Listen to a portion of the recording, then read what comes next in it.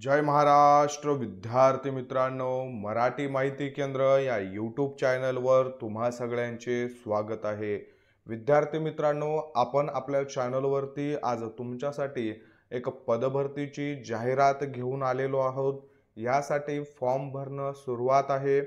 Staff nurse असतील किंवा lab technician असतील किंवा गट क चे जे काही आरोग्य विभागातील महत्त्वाचे पद आहेत, हे पद या पद भरतीद्वारे भरून घेतले जाणार आहेत। त्यामुळे हा व्हिडिओ तुम्ही शेवटपर्यंत नक्की बघा। आणि विद्यार्थी मित्रांनो, तुम्हाला जर माहिती इन्फॉर्मेटिव्ह वाटली तर व्हिडिओला लाईक करा आणि अशाच माहितीसाठी आपलं चॅनल नक्की सबस्क्राईब करा। तर चला सुरुवात करूया विद्यार्थी मित्रांनो। ही जी पदभरती आहे, ही पदभरती राष्ट्रीय आरोग्य अभियान जे आहे NHM यांच्या अंतर्गत पार पडत आहे।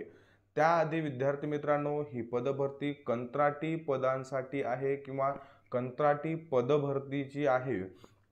तर या व्हिडिओला सुरुवात करण्यापूर्वी मी तुम्हाला सांगून इच्छित आहे की प्रायव्हेट जॉबपेक्षाही NHM कधीही चांगलं आहे आणि गव्हर्नमेंटमध्ये जे काही पदभरती कंत्राटी पद्धतीनं निघत असते, त्या सगळ्यांमध्ये NHM आणि NRHM मध्ये जर तुमचा नंबर लागला तर ते खूप चांगलं आहे।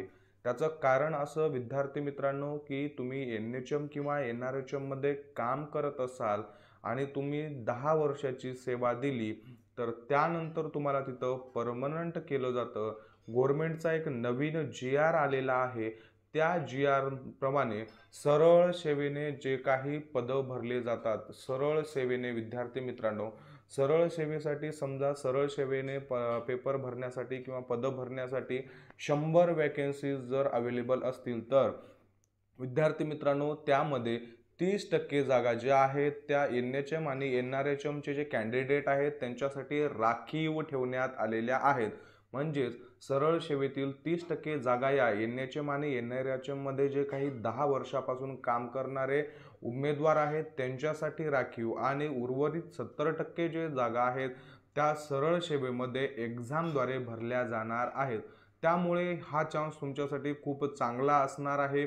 तुम्ही जर तुमचं एज बार होत आलेलं असेल किंवा तुमचं जर समजा याच्यामध्ये नंबर लागला तर तुम्ही पुढील परीक्षेची सुद्धा एक तयारी करू शकता फ्री माइंडसेटनं। आणि जर 10 वर्षामध्ये तुमचं दुसरं कुठं सिलेक्शन झालंच तर ती तर खूप चांगलीच बाब असणार आहे।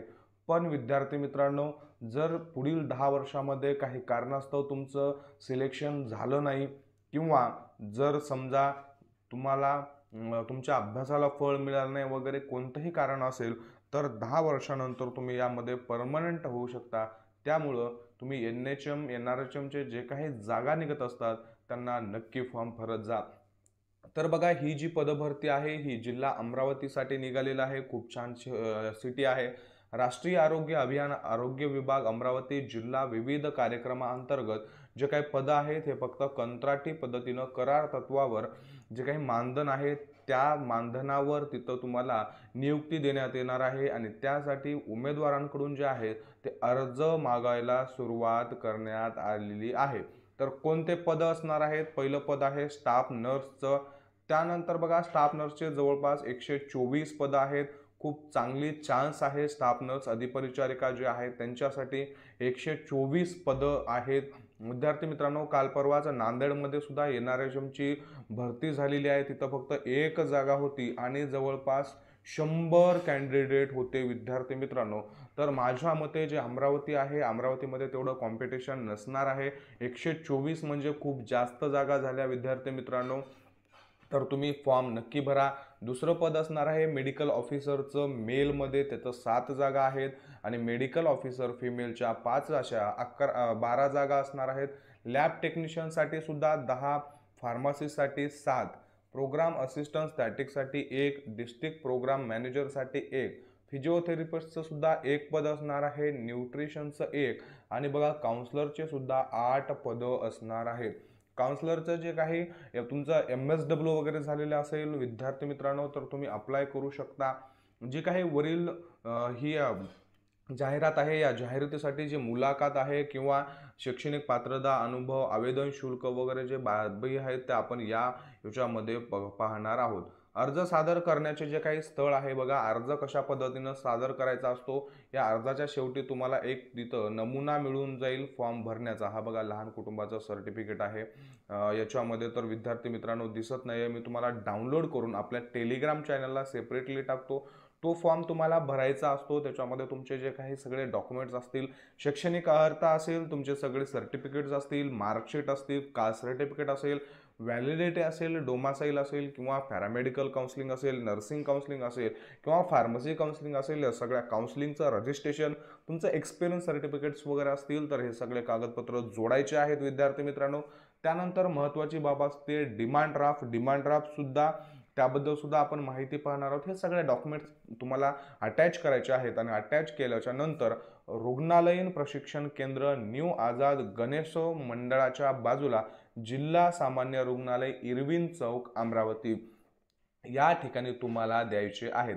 त्यांनी महत्त्वाची टीप काय दिलेली आहे, वेळापत्रक जसे दिनांक, प्रक्रिया यादी, निवडबाबत सर्व माहिती व जाहिराती अटी व शर्तीच्या उपलब्ध आहेत. जे काही तुमचे स्टार्टिंग डेट, एक्झाम फॉर्म कधीपासून कधीपर्यंत भरायचे, या सगळ्या गोष्टीविषयी आपण माहिती पाहणार आहोत. तर आता सगळ्यात महत्त्वाचं तुम्हाला जो काही डिमांड ड्राफ्ट आहे तो बघा इथं स्कॅन करून तुम्ही पे करू शकणार आहात. सगळ्यात महत्त्वाचं तुम्हाला डिमांड ड्राफ्टच काढायचा आहे असं काही गरजेचं नाही आहे. गुगल फॉर्म भरायचा आहे. उमेदवारांनी स्वतःच्या ईमेल ID वरून हार्ड कॉपी डाउनलोड करायची आहे. बघा विद्यार्थी मित्रांनो, तुम्हाला हा QR कोड जो आहे तो सर्च करायचा आहे. सर्च केल्याच्या नंतर बघा तुम्हाला ऑनलाईन गुगल फॉर्म भरायचा आहे. तिथं तुम्हाला ऑफलाईन फॉर्म भरायची गरज नाही आहे, ऑनलाईन पद्धतीनं फॉर्म भरायचा आहे आणि त्यानंतर तुमची स्वतःची ईमेल ID टाकून तो जो आहे तो तुम्हाला डाउनलोड करायचा आहे फॉर्म भरल्याच्या नंतर. आणि बघा शैक्षणिक कागदपत्रावर धनांक डिमांड ड्राफ्ट सोबत जोडून विहित. तर बघा हा जो डिमांड ड्राफ्टसाठी नाही आहे, हा QR कोड स्कॅन केल्याच्या नंतर तुम्हाला तिथं ऑनलाईन फॉर्म येतो आणि तो फॉर्म तुम्हाला सबमिट करायचा आहे आणि डाउनलोड करून मी सांगितलेले डॉक्युमेंट्स ते तिथं तुम्हाला नेऊन द्यायचे आहेत. डिमांड ड्राफ्ट विषयी आपण समोर बोलू. तर बघा पहिलं पद असणार आहे स्टाफ नर्सचं. स्टाफ नर्स या पदासाठी बघा खूप सारे म्हणजे डिपार्टमेंट आहेत. त्या डिपार्टमेंटमध्ये वेगवेगळे पदं असणार आहेत. त्याच्यामध्ये बघा स्टाफ नर्स डायलिसिस PHC ला 3 पदं, त्याच्यानंतर IPHS ला 19 पदं तुमचे या लोकेशनवरती तुम्हाला पोस्टिंग मिळणार आहे. त्यांनी ते डिटेल्स दिलेले आहेत. तर शैक्षणिक अर्हता काय लागणार आहे, BSc nursing GNM with nursing counselling registration. बघा तुम्हाला ANM असेल तर अप्लाय करता येणार नाहीये. BSc नर्सिंग किंवा GNM झालेला असेल तर तुम्ही अप्लाय करू शकणार आहात. विद्यार्थी मित्रांनो, तुमचं नर्सिंग काउन्सिलिंगचं जे रजिस्ट्रेशन आहे ते कंपल्सरी असणार आहे. कॅटेगरी वाईज तुम्हाला इथं दिलेले आहेत बघा. SCBC साठी 33 जागा, EWS साठी 26 जागा, OBC साठी 24 जागा आणि ओपनसाठी 20 जागा अशा पद्धतीनं असणार आहे. तुम्हाला फीस यामध्ये तुम्हाला जे काही पेमेंट आहे हे 20,000 रुपये प्रतिमाह मिळणार आहे. दुसरं पद असणार आहे बघा मेडिकल ऑफिसर आयुषचं. त्यामध्ये तुमचे एकूण मेलसाठी 7 आणि फिमेलसाठी 5 असे पद आहेत. BAMS किंवा BUMS तुमचं झालेलं असेल तर अप्लाय करू शकणार आहात. 28,000 रुपये तुम्हाला पेमेंट मिळणार आहे. पुढील महत्त्वाचं पद असणार आहे बघा लॅब टेक्निशियन. लॅब टेक्निशियनसाठी वेगवेगळ्या लोकेशनला तुम्हाला पोस्टिंग आहेत. तुमचं DMLT आणि 1 वर्षाचा एक्सपिरियन्स झाला असेल तुमच्याकडे तर तुम्ही अप्लाय करू शकणार आहात. DMLT, BMLT, PGDMLT वगैरे झालं असेल तर तुम्ही इथं अप्लाय करू शकता. 17,000 रुपये तुम्हाला महिन्याला पेमेंट मिळणार आहे. त्यानंतर बघा फार्मासिस्टचे पद आहेत. B फार्मा किंवा D फार्मा झालेला असेल, 1 वर्षाचा एक्सपिरियन्स असेल तर तुम्ही अप्लाय करू शकणार आहात. 17,000 रुपये एवढा तुम्हाला पेमेंट मिळणार आहे. त्यानंतर बघा प्रोग्राम असिस्टंट असेल, डिस्ट्रिक्ट प्रोग्राम हेल्थ असेल किंवा फिजिओथेरपिस्ट असेल, प्रत्येकी 1 पद आहे त्यांचे. त्याच्यानंतर तुमचं एनी ग्रॅज्युएट शिक्षण असणार आहे आणि फिजिओथेरपिस्टसाठी ग्रॅज्युएट डिग्री इन फिजिओथेरपी असेल तर तुम्ही अप्लाय करू शकणार आहात. त्यांना प्रत्येकी 18, 35 आणि 20,000 एवढा पेमेंट आहे. न्यूट्रिशनला सुद्धा 20,000 रुपये पेमेंट तुम्हाला मिळणार आहे. काउन्सलरचं पद आहे. काउन्सलरला तुम्हाला 20,000 पेमेंट आहे. तुमचा MSW मास्टर इन सोशल वर्कमध्ये झाले असेल तर तुम्ही अप्लाय करू शकणार आहात. सगळ्यात महत्त्वाचं बघा कधीपासून तुम्हाला कधीपर्यंत फॉर्म अप्लाय करायचे आहेत. 19 मार्च पासून 3 फेब्रुवारीपर्यंत तुम्ही अप्लाय करू शकणार आहात. सकाळी 10 ते 5 या वेळेमध्ये तुम्हाला या ठिकाणी फॉर्म नेऊन द्यायचे आहेत सुट्टीचे दिवस वगळून. त्यानंतर विद्यार्थी मित्रांनो, सगळ्यात महत्त्वाचे जे काही अटी शर्ती असतात या तुम्ही वाचून घ्यायच्या आहेत. जर तुम्ही खुल्या प्रवर्गातून असाल तर 150 रुपयाचा डीडी काढायचा आहे आणि राखीव असाल तर 100चा डीडी काढायचा आहे. District intelligent health and family welfare society Amravati या नावानं आणि तुमच्या अर्जासोबत तो जोडून तुम्हाला तिथं पाठवायचा आहे. विद्यार्थी मित्रांनो, या व्हिडिओमध्ये मी जवळपास सगळे पॉईंट क्लिअर करण्याचा प्रयत्न केलेला आहे. तर तुम्हाला अजून काही डाऊट असतील तर पीडीएफ मी तुम्हाला आपल्या टेलिग्राम चॅनलला देतो. तिथं जाऊन तुम्ही व्यवस्थितरित्या सगळ्या गोष्टी वाचून घ्या. त्यानंतरही काही समजत नसेल तर कमेंट करून कमेंट बॉक्समध्ये नक्की विचारा. तुमच्या प्रश्नाचं उत्तर मी 100% देण्याचा प्रयत्न करेल.